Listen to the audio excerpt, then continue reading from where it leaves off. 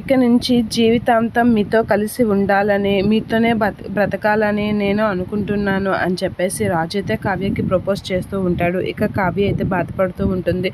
అపర్ణ కూడా చాలా హ్యాపీగా ఫీల్ అవుతూ ఉంటుంది. ఇక మిమ్మల్ని పెళ్లి చేసుకోవాలనుకుంటున్నాను అని రాజు ప్రపోజ్ చేసేసరికి కావ్య ఏం సమాధానం చెప్పకుండా అలా చూస్తూ ఉంటుంది.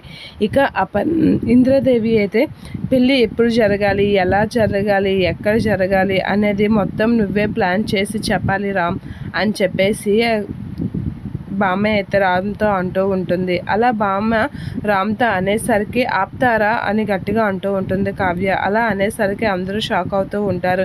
ఏంటి అలా అనేసింది అని అనేసరికి రాజు కూడా షాక్ అయ్యి అలా చూస్తూ ఉంటాడు.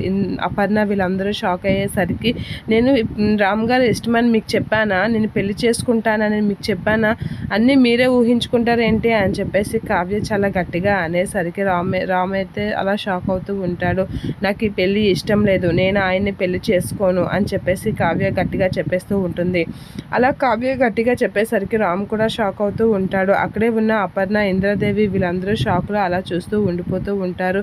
ఏంటి కావ్య ఒక్కసారిగా ఎంత పెద్ద మాట అనేసింది, ఎప్పటి నుంచి ఎదురు చూస్తుంటే ఇప్పుడు ప్రపోజ్ చేస్తే ఎలా అనేసింది అంటే ఏంటి అని బామ్మ వీళ్ళందరూ అయితే అలా చూస్తూ ఉండిపోయేసరికి ఇక రామ్ అయితే షాక్ అవుతూ ఉంటాడు. నేను ఆయన్ని ఎప్పటికీ పెళ్లి చేసుకోను, నాకు ఇష్టం లేదు అని చెప్పేసి అనేసరికి ఇక రుద్రాణి అయితే షాక్ అవుతూ ఉంటుంది. అలా చూస్తూ ఉండిపోతూ ఉంటుంది. ఇక కావ్య అయితే అలా చెప్పేసరికి కావ్య వైపు రామ్ అలా చూస్తూ ఉండిపోతాడు. ఏంటి కావ్య ఎలా చెప్పేసింది అని అయితే షాక్లో అలా ఉండిపోతాడు రాజ్.